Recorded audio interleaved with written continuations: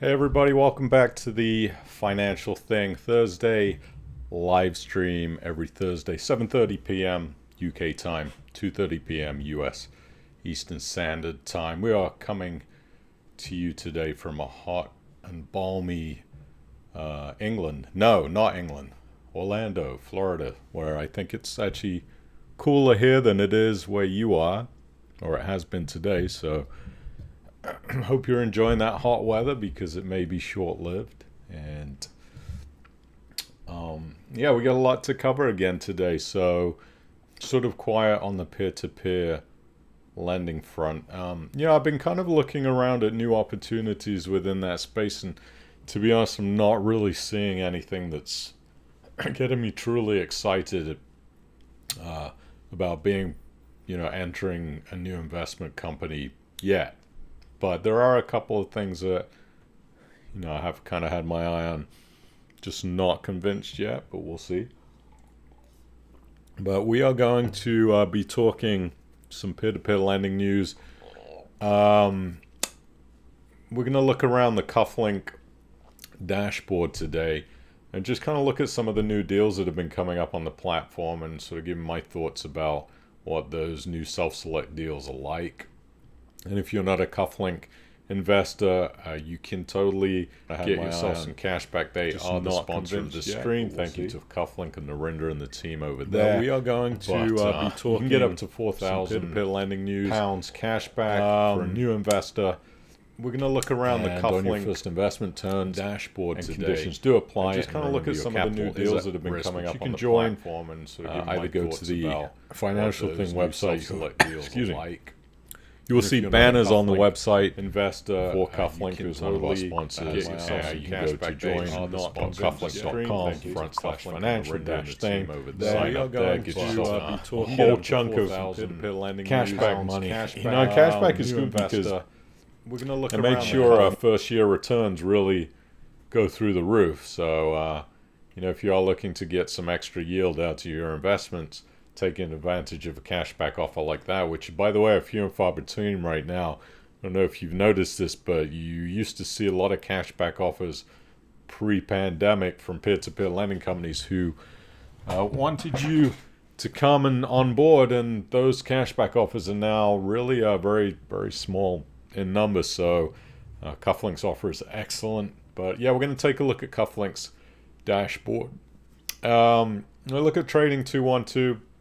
If you remember the Facebook group, you'll know that I posted last week that I had liquidated a lot of my positions in equities to go to cash, which I don't recommend trying to time the market, by the way. And it looked like a genius move on Thursday, Friday of last week, but then, of course, the markets rebound, and I end up sitting in cash now, wondering, well, when is that correct time to go back in? When is that opportunity to do so? So I'm going to show you those points that I liquidated in the Trading 212 portfolio and whether that turned out to be a good exit point or not, and where those stocks are today on July 22nd, 2021. We're also going to be talking some cryptocurrency. For anyone that didn't know, there was a webinar a couple of days ago with Kathy Wood from ARK Investments, Elon Musk, and Jack Dorsey, who is the CEO of Twitter and Square, who are very big into cryptocurrency. So they had a chit chat that was moderated, and I thought it was interesting. There was a couple of things on there that I thought were pretty poignant. So we're going to talk about that, and we'll go through some other cryptocurrency news and see what's going on. If you can do me a favor, hit that thumbs up, please, to start, so you can get that out of the way, and subscribe to the YouTube channel if you haven't already. And we'll do a quick hello to everybody. If you have questions or comments, or something you want me to look at or answer, pop it in the chat, and we'll do that. Colin Perry is here from the Peak District, which is sunny and hot. Annabelle Nyrin from the Costa Blanca. Yeah, I have a little bit of a cough today, so you have to bear with me. Not COVID, as far as I know. Hi, Alan Toombs. Welcome to the stream in balmy Basingstoke. Robert Pates is here from Crete in Greece. Peter Vince in Leatherhead. Clear skies and hot and sunny in sorry. Aren't we English fickle? Yes, we have to complain about something. Aki chat from a very hot and thundery Accrington. Paul is in Kenilworth.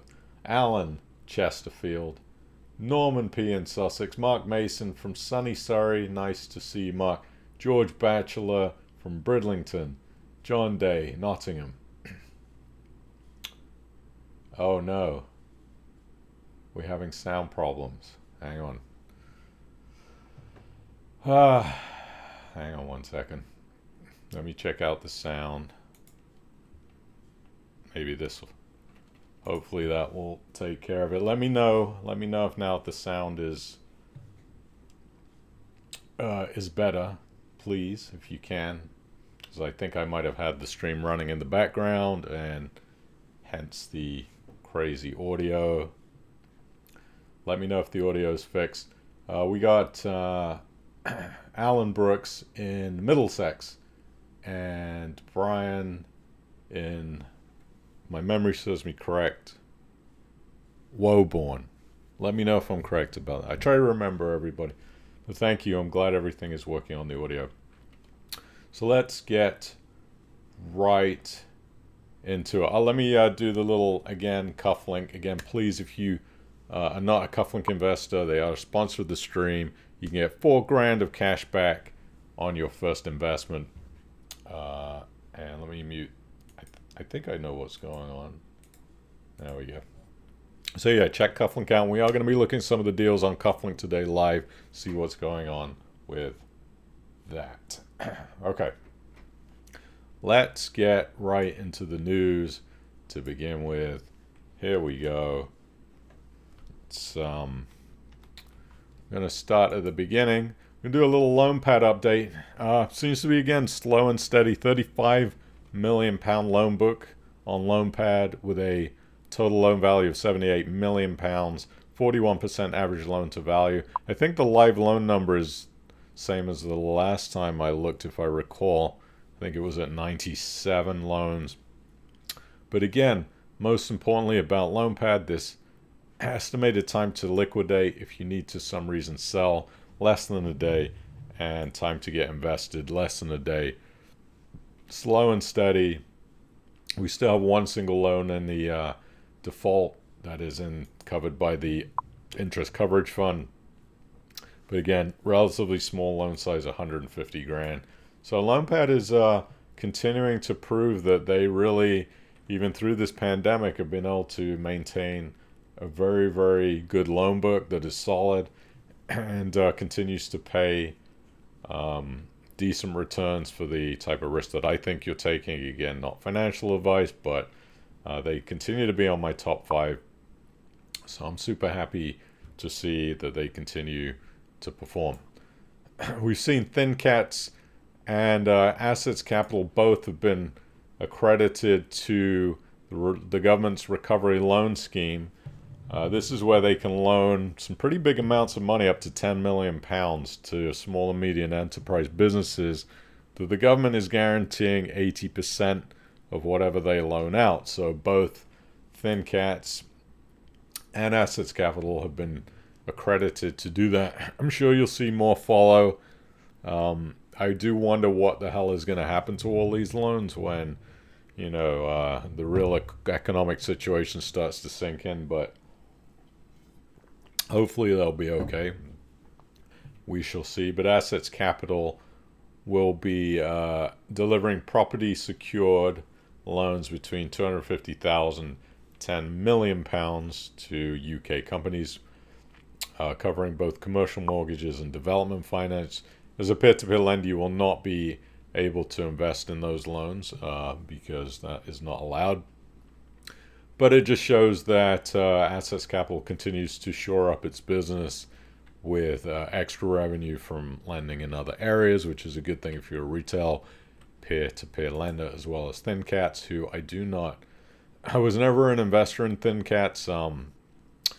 Just the loan amounts were too high, and I hated the website, to be honest. I just couldn't get my head around the way it operated. I didn't like it. I thought it was not user-friendly. And then their retail arm of peer-to-peer lending ended up going into administration. So, but they are still doing institutional lending and have been accredited for a loan recovery scheme. So interesting how that is working out. Peer-to-peer administration fees hit £5 million. Yeah, this is, again, highlights the real damage of when peer-to-peer lending companies or other financial companies collapse and they go into administration. So we have seen here Collateral, which is BDO, is the administrator, has earned up to £677,000 so far. Recovered only $2.2 million from a property loan book worth $14.8 million, which is 14.8%. And they are still working on recoveries for collateral pawnbroking assets. So not a very effective recovery if you think about 3 years in. 14.8% recovery rate. This is what the big boys are paid for, right? To recover money that they don't seem to be able to recover. Not always their fault, but their fees continue to rack up. If you look at £677,000 of a £2.2 million recovery, what are we talking there? 30% of the, actually, yeah, about 30%, a little more than 30% of the entire recovery has gone to fees. So not really good.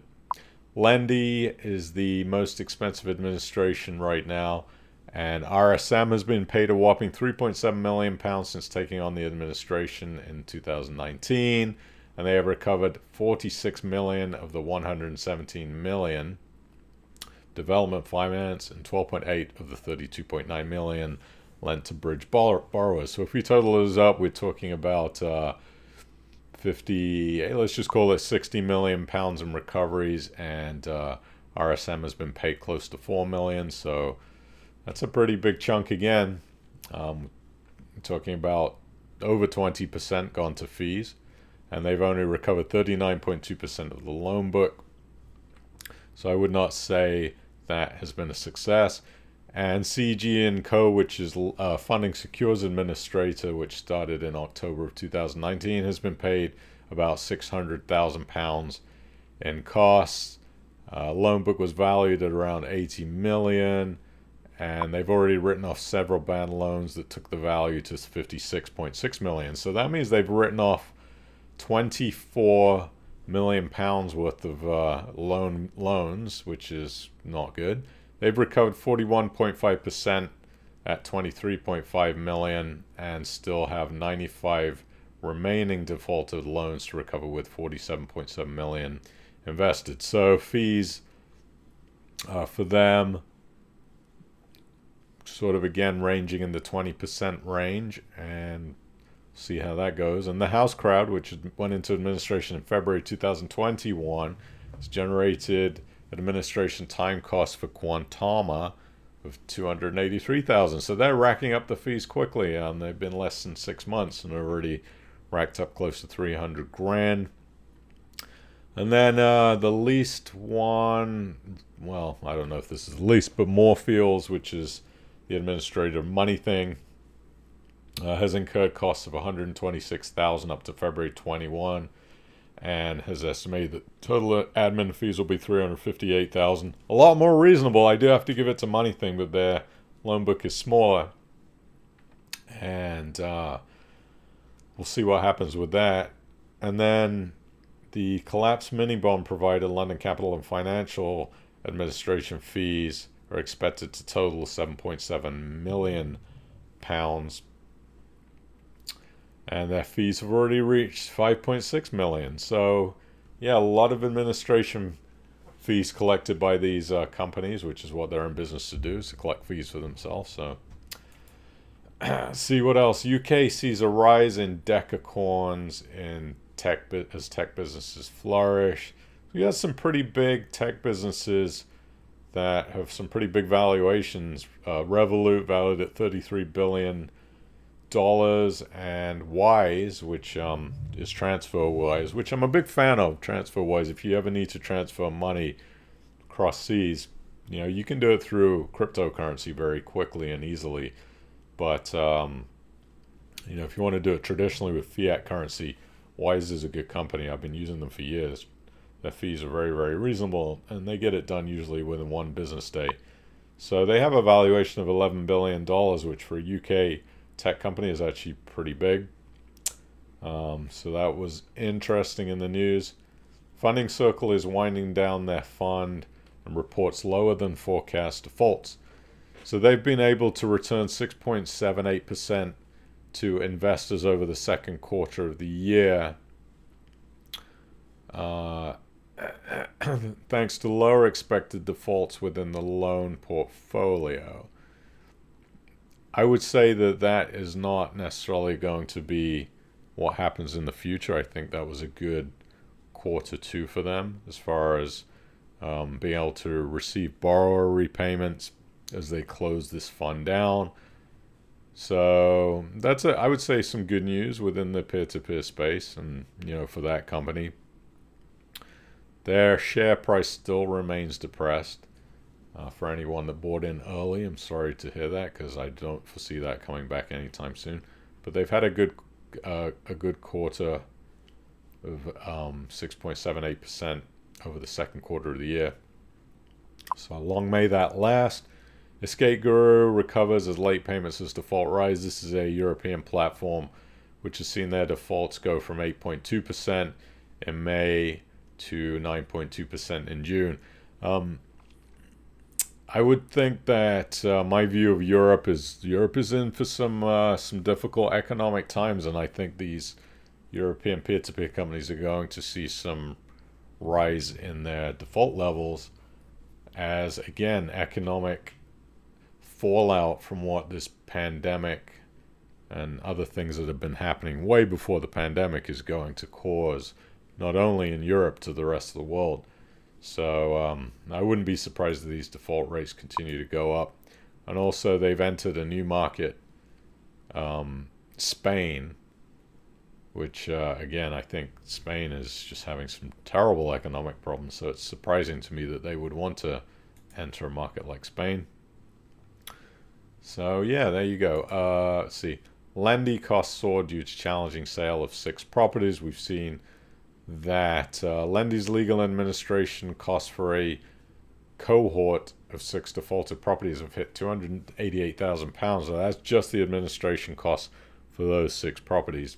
Again, RSM raking in the fees on this administration, which, I do tend to rip on them a lot, but I'm sure it is a very challenging situation for them. And Lendy administration has been a big mess. I get the fees for professionals do cost money, and they are going to get paid for this. So they are having challenges on these 6 defaulted loans. Let's see. This is pretty sad. The update that was sent out showed lenders are contractually entitled to £104,720 out of the gross total asset realization of £1.4 million. Let's wrap our heads around that. Lenders, so people like me and you, received 104 grand back out of a realization of 1.4 million. So that is an interim distribution. So less than 10% returned to lenders. Again, I think that we all know that the lending situation is not good, and that lenders are probably going to be lucky to receive about 10 or 15 to 20% back on their original funds. That would be my guesstimate. And Assets Capital has added 2 new directors to the bridging team, so they continue to expand. Again, they're going to have a lot of business on their books with this recovery loan accreditation that they've received. They have 2 people who seem to be very experienced within the banking and mortgage world. Colin Motram, who held commercial roles with Lloyds Bank and the Royal Bank of Scotland, and Lalita I cannot pronounce her name, Bucktkwa. and she spent 12 years at a mortgage and loan provider together and worked at Roma Finance. So assets showing that they are hiring people who have a lot of experience in the finance world, which is what you want to see a company like Assets Capital doing. Let's take a look at what's going on here in, hopefully you can see this. Let's see if I can maybe zoom out. I don't know. It's a little bit weird, the display here on the screen. This is the Kuflink dashboard. And some of the new, they've been putting a lot of new self-select loans up here recently. So they're very aggressive with their lending, which is good if you're an investor and you want to get your money deployed. So this is what the self-select loan platform looks like. And I come in here from time to time, especially if I have money to deploy, and just kind of look at the deals. You can see they have rating systems here. They have B1, A3 loans, B1, A3, it seems like. And let's take a look at a couple of these deals. So hopefully they show up okay. Yeah, so this is land, Hollyfield Avenue. Now, if you notice here on the right, this one's got me a couple of times. They always set pay on maturity as the default. And if I've been in a hurry, I've forgotten to, you can get a lower rate if you get paid monthly, 6.8% on this loan versus 7.02%.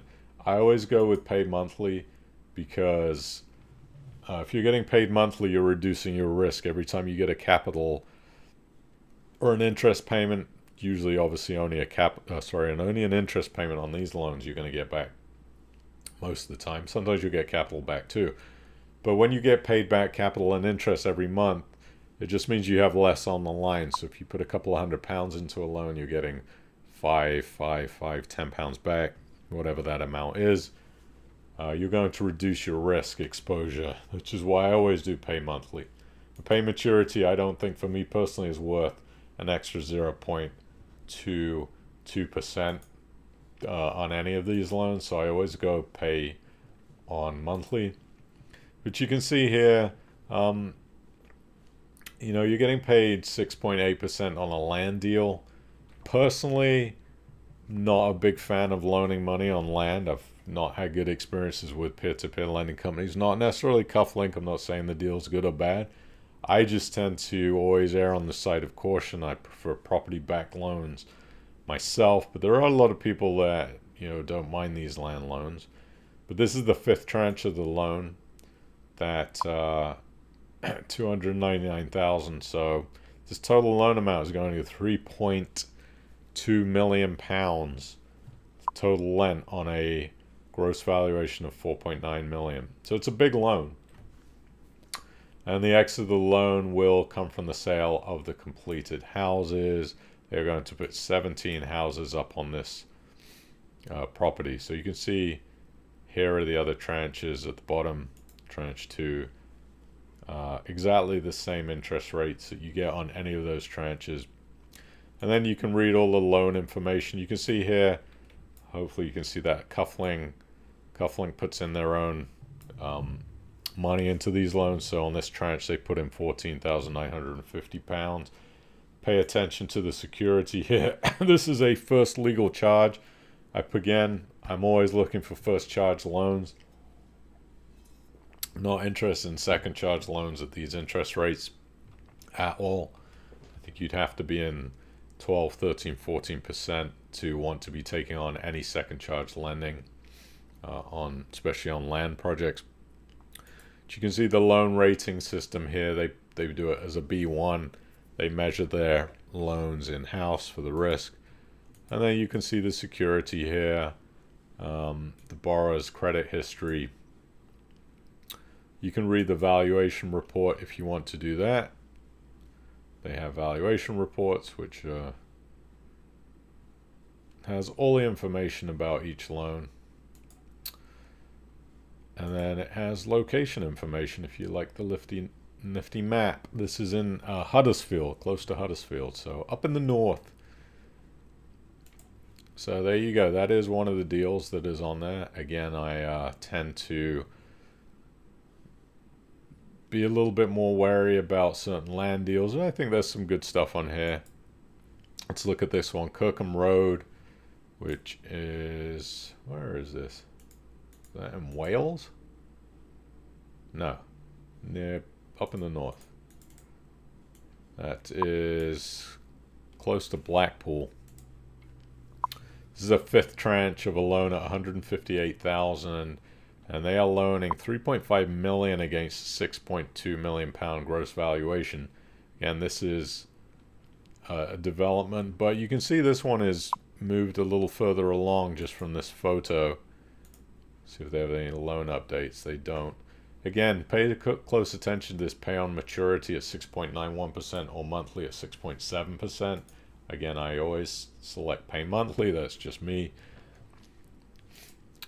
See if they have any other information. Again, first legal charge, they rate this as an A3 loan. So you're going to get paid a little bit less interest because it is considered a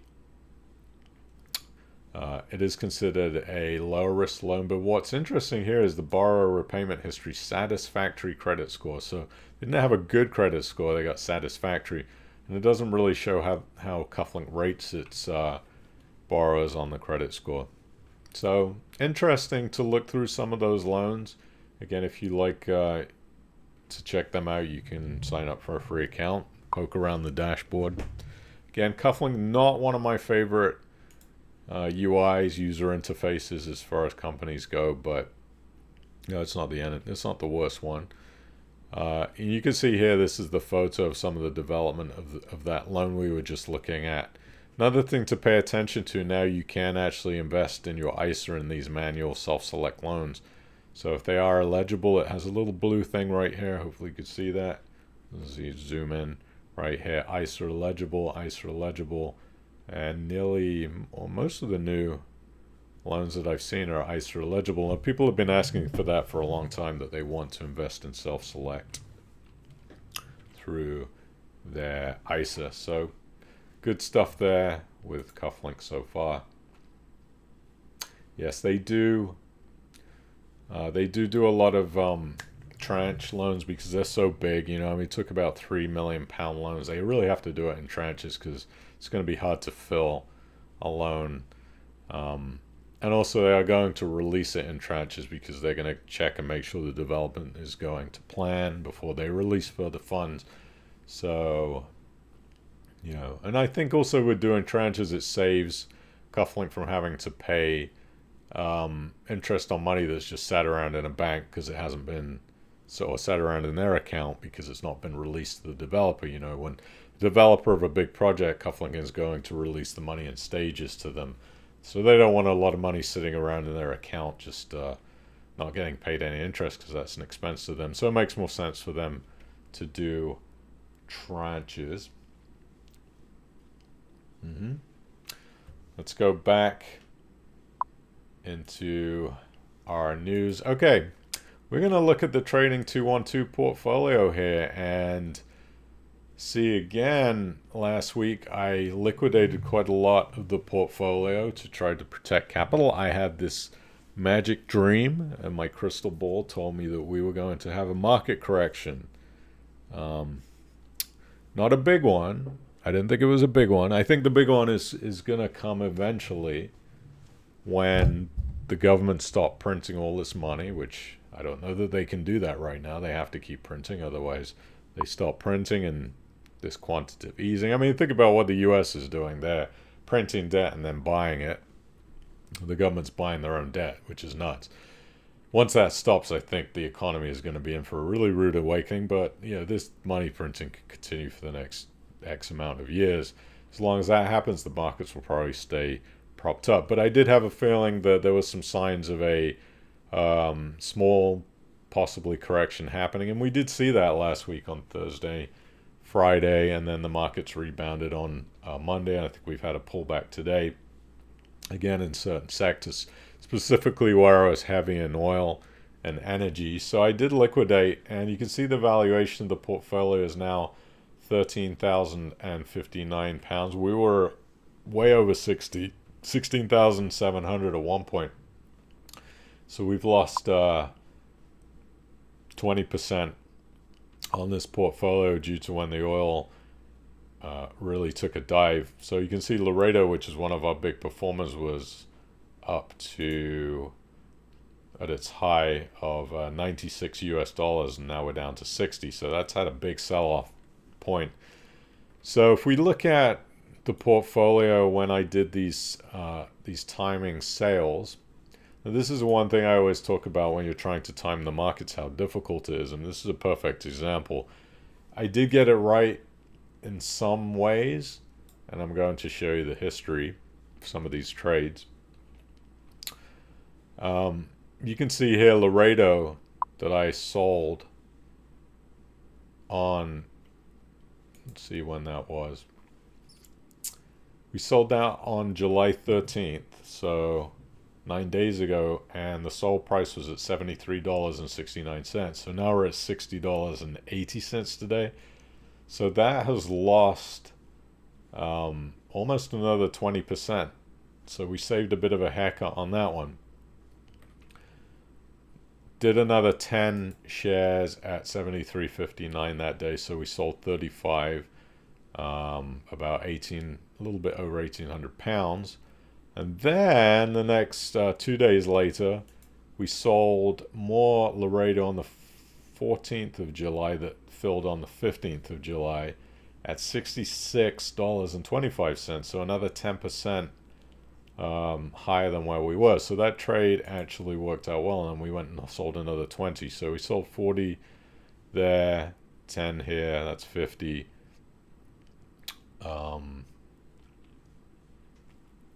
67, 75 shares. And then another 15 sold out at $61.15 on the 16th of July. So again, we're almost at that price right now, but some of those trades worked out well. The big question is, when do we get back into the market? You can see the oil really didn't do well today. Another one that I had quite a big holding in was Bonanza Creek. It's right now, we're down 21% in the last month of $38.18 on that share. If we look at the history of Bonanza Creek, we started selling here on, let's see here, again, July 13th. And we sold at $45.47. So that one did actually rebound quite well. It hasn't gone down as much as Laredo, but you can still see here we're at $38.14. So actually it hasn't rebounded. Just ignore that comment. We're still down. We would have been down 20% if we'd have held that, or if I'd have held that share. So I sold more here, another 41 on the 14th at $41 and a penny. So, you know, close to 10% higher. We sold out where we are now. And what else? So those sales have been financially a good move, but again, let's look at Tullow. Tullow, we had didn't quite sell as much as that as I would have liked to. Again, that one has been struggling. It's down 25% this month. So that big push into energy and all that I did on the portfolio that really elevated the portfolio's value has, again, taken a bit of a hit. But let's see what we did on the Tullow. When did I start selling that? I sold one share here. I think I was testing the market out to see how much I was going to pay with the fees and whatnot. So we sold that one at 51p and 51.8p. So 10% from where we are now. And then I think I was supposed to sell more of that and I just didn't. I must have forgotten. Oh no, I'm sorry, I'm misreading. So you can see here we sold 2,000. I thought it said sold 2. We sold 2,000 of those shares at 51p and 51.26. That was when it started. And then here sold another 1,300 here at 50p. And then another 1,750, which I canceled. So I was supposed to sell more and forgot. So there you go. You can see that those trades worked out. But again, the emotional side of things is where is the re-entry point on these? I mean, if you were to look at the prices and think, well, Laredo's down 21% over the last month. Maybe this is a good opportunity to buy in, but I'm not sure that this market has actually stabilized yet with what's going on. I'm sort of waiting to hear some news. We had some really bad economic news here in the US about the unemployment numbers. The analysts were estimating 350,000 new unemployment applications, and it was over, I think it was 450,000. They were way off with their estimates, which is why I don't believe what the analysts say most of the time. But when you're seeing these unemployment numbers really shoot through the roof, and then we're looking at the COVID numbers, this is the reported COVID numbers. I'm not sure if it's accurate or not, but we're seeing now today the UK reported another 40,000 positive COVID patients. Again, that's just those who get tested and, I guess reported. So that number's probably a lot higher than that. And then yesterday we saw 43,000 in the UK, 43,900.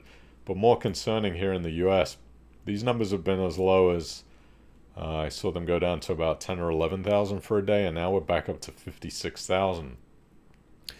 So my reason for being very cautious with the stocks is as you start to see these COVID numbers rise, what is going to happen with the economies if the US starts putting more restrictions down like they've done in the past?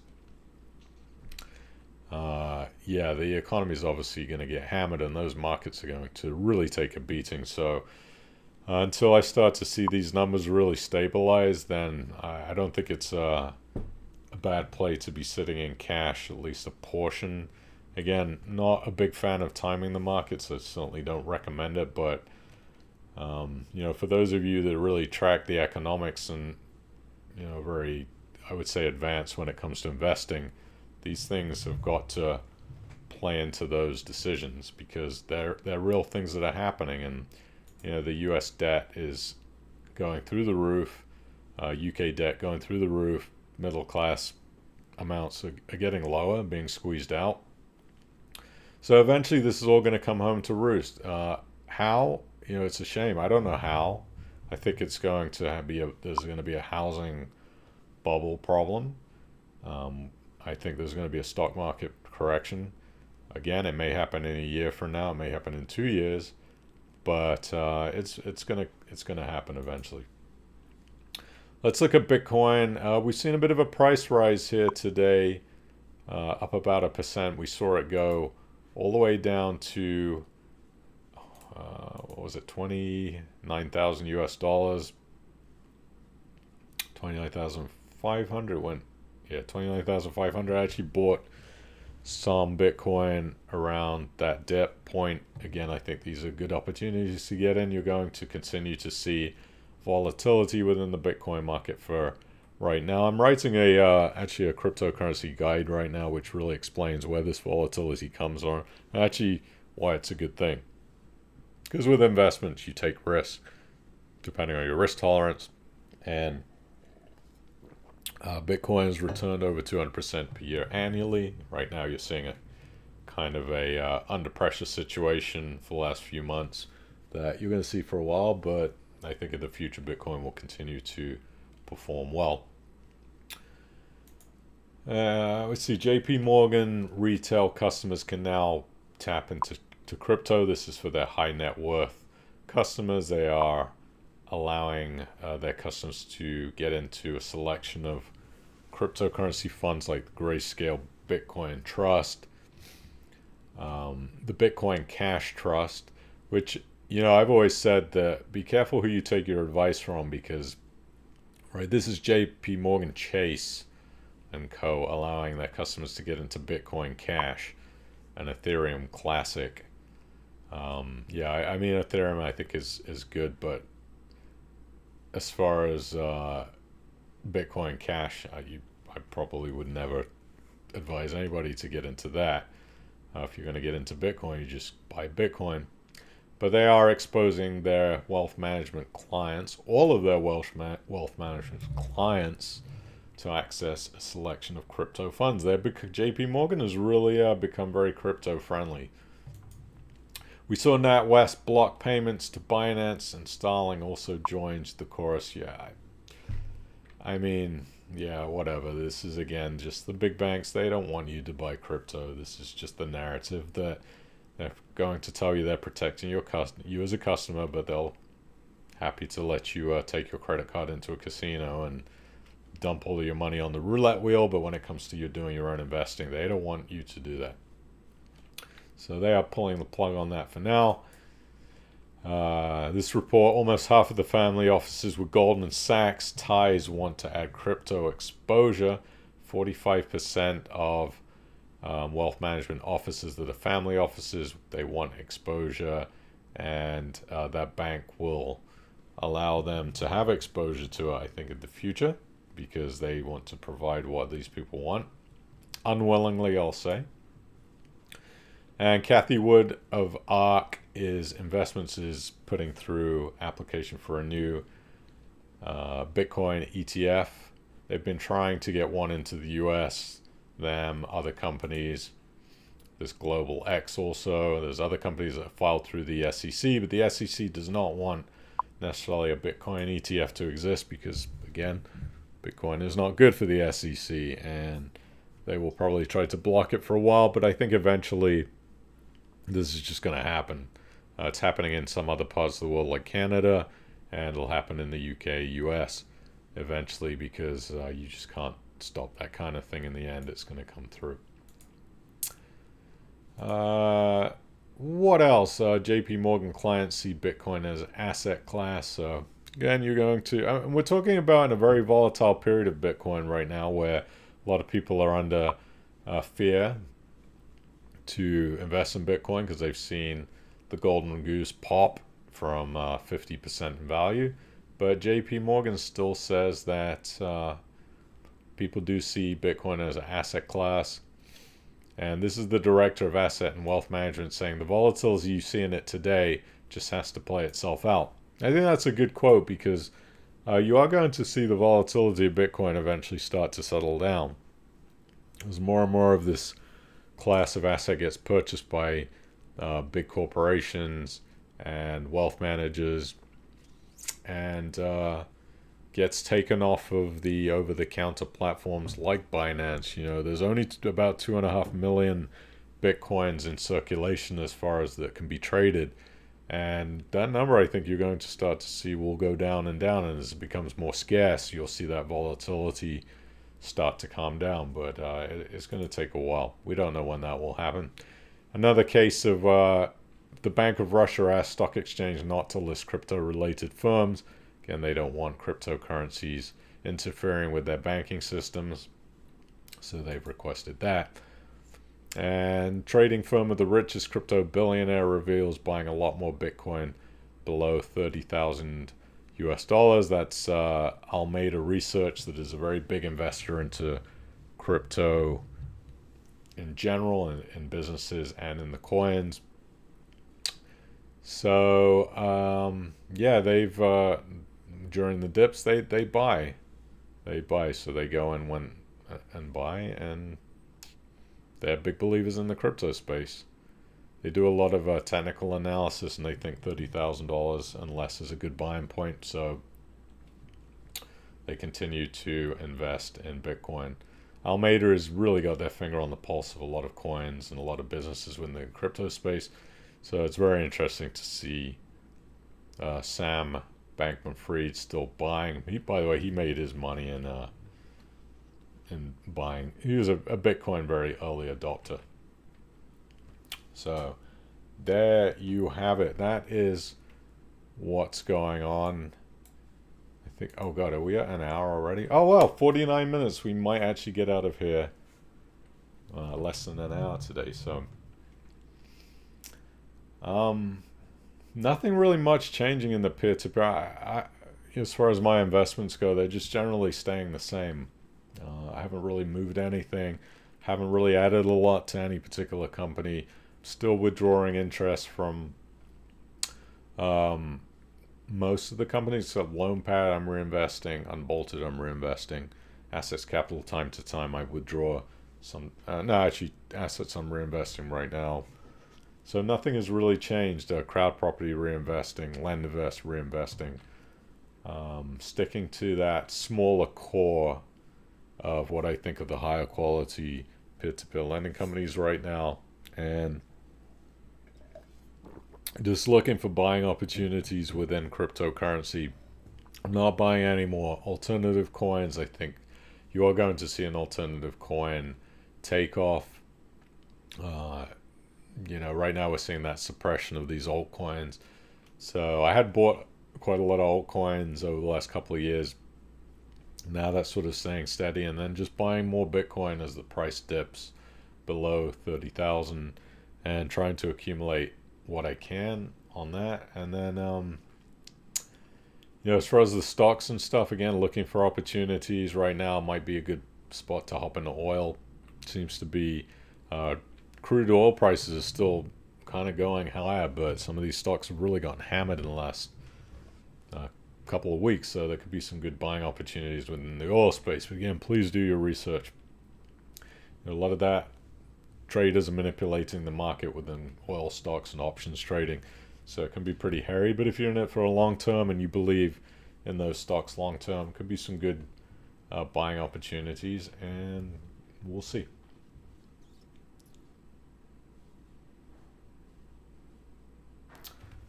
So let's see what's going on in the chat today. Hopefully the sound is better.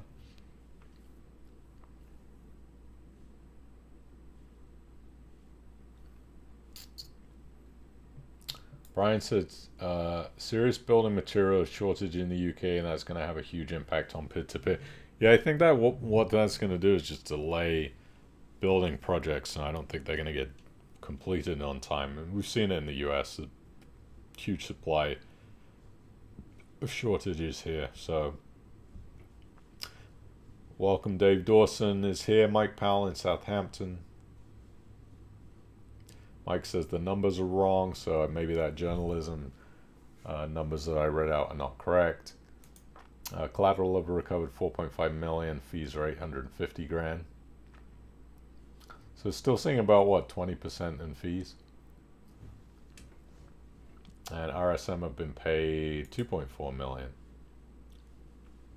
I thought I read the last report, and it said 3.7 million on Lendy's administration fees.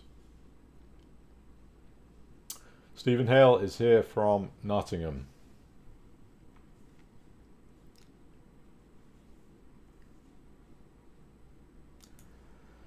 Robert, can you tell us anything about Shojin?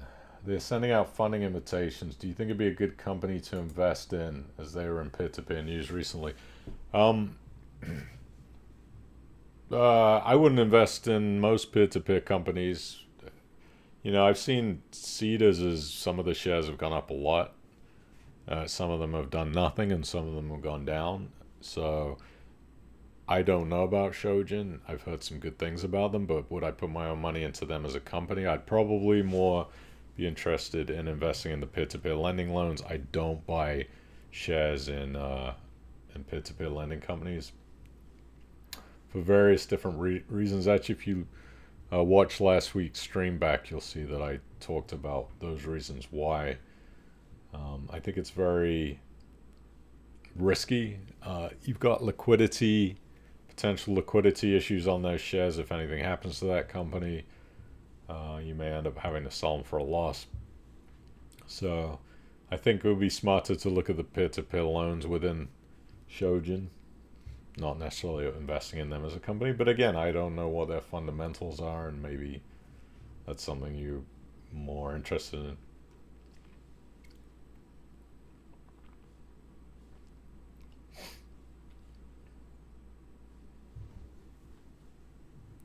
Yeah, and Shojin, as somebody else pointed out, Shojin is currently raising equity funding on their own platform. So,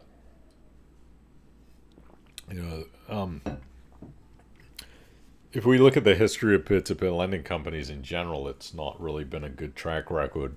So imagine if you'd have been one of the investors in Lendy.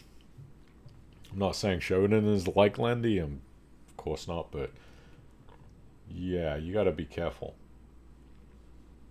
Mike says Shojin are an AIF similar to LendInvest, so not strictly a peer-to-peer lending company.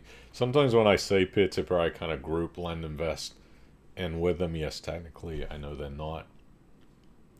But Shojin does get featured in the peer-to-peer space quite a lot, just like LendInvest does.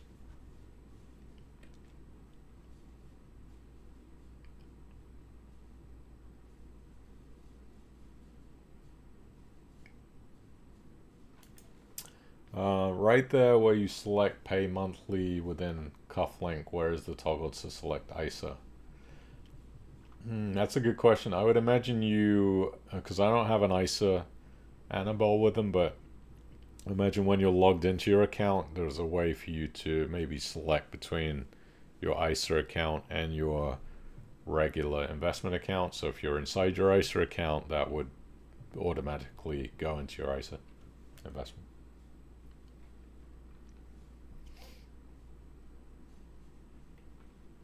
Mike says Shojin's loans are unregulated. Okay. Some Kuflink borrowers have poor credit rating. Would you invest? Well, I would go for credit ratings that are good, preferably. You know, why would you want to invest in through a borrower that had a poor credit rating? Doesn't make a lot of sense if you can avoid it. I'd recommend that. Don't forget too to join the Facebook group if you haven't. I haven't said that one in a while. Where is our little? There we go. Yeah, come join the Financial Think Facebook group. Have a good chin wag about investments over there. Let's see what else we got. Minimum equity investment is £10,000. That's for Shojin. Brian says Kuflink are lending some huge sums. I hope they know what they're doing. I'm out on anything over £1 million, let alone £4.5 million. Yeah, they I mean the one thing I will say about Kuflink is their due diligence is good. So if they believe that they can pull off these size loans, then they obviously have faith in them. I agree with you though. I prefer to see smaller loans. This is why I like LoanPad. You know, they keep with the smaller loans, and I'm willing to take a smaller percentage to do it.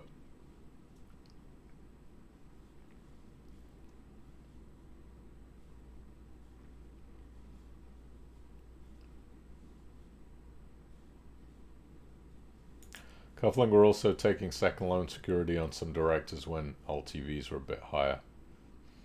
Yeah. Again, I stay away from second charge loans. But you're saying second loan security. Okay. So that's a good thing. The more securities they take, the better.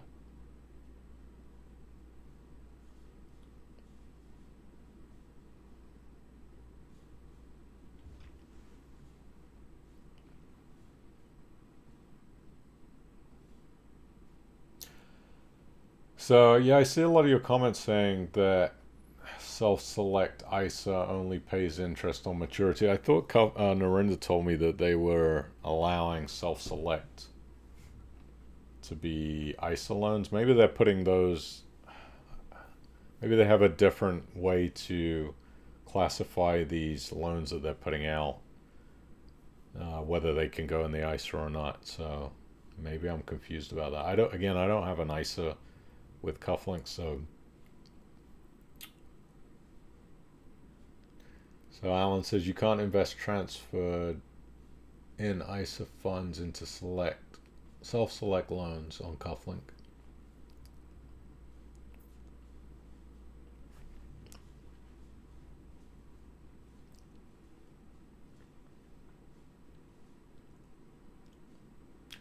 Then Alan says, when you've set up your ISA and funded it, you can select an investment. There is a tick box right under the interest rate.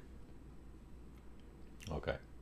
So that's what I thought. I thought they changed that now where you could do self-select in an ISA. I still don't know anything about Easy Money, Richard. I'd looked at them and They didn't have anything to offer that I thought was really, you know, attractive at the time. Plus, they wouldn't give me a meeting, so.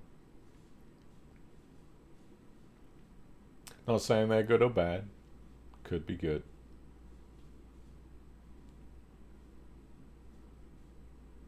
Mm-mm-mm.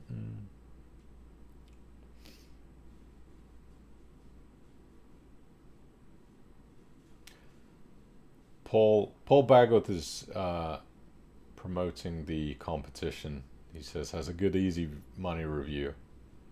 Yeah, I'm not gonna say that guy's name. I'm have some issues with that particular person. When he first started that blog, he copied the entire financial thing website and all of the content and put it on his blog. So yeah, I was somebody emailed me one day and said somebody has plagiarized most of your website. And eventually he changed it. I guess he thought that maybe wasn't a good idea, but he copied all of my reviews and yeah. So I guess some people resort to things like that to get ahead in this world. But so I will not be promoting that blog on this live stream. So Easy Money has monthly interest payments. That's good. Monthly is good. Daily is better. LoanPad will pay you daily. Paul says a coin called Access Infinity seems to be the most performing coin at the moment, whatever that is. Yeah, be very, very cautious with these altcoins. Take a look at it. Access Infinity.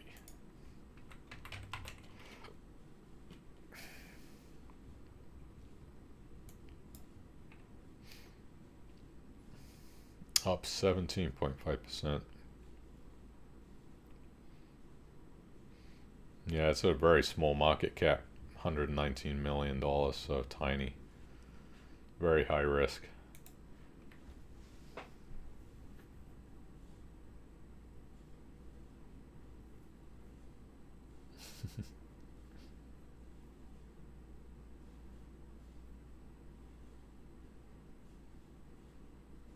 Hi, Debbie in the Grand Caymans.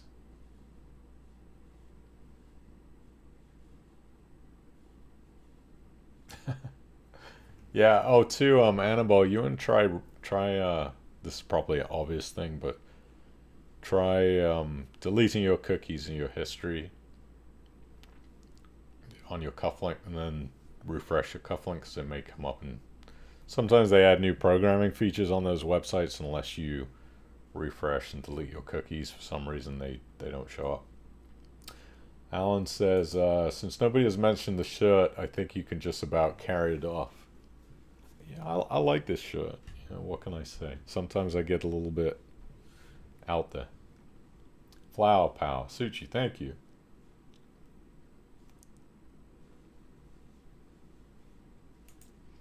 Richard says, Assets Exchange, what's people's views? I'm invested in Parent Assets Capital, even though not true peer-to-peer. I like what Assets Exchange is doing. Watch the interview I did with Assets Exchange's CEO. It's on the channel, and do your due diligence. But I think they're doing some good things over there. So yeah.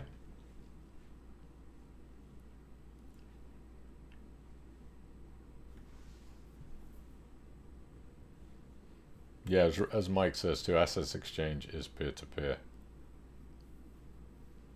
But I think what's his name, Peter? I had Peter on here. I think most of you were here to watch it. You did a good job. I like the fact that they with the Assets Exchange, that the properties that they're putting out on the platform are leases that they don't have to manage, that the charities manage. They manage their repair leases to, so they have to give them the houses back in the order that they took it. So that's a good thing.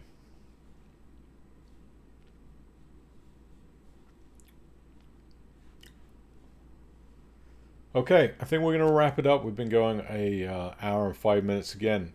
Thank you to everybody for joining. I hope you found this hour and 5 minutes helpful, informative, and if you can share this channel with all of your friends and family to help it grow, I sincerely appreciate that. Please subscribe if you haven't. We have about 1,055 subscribers. This is the original channel that was banned temporarily and now is back, so this is where we're going to be doing all the streaming.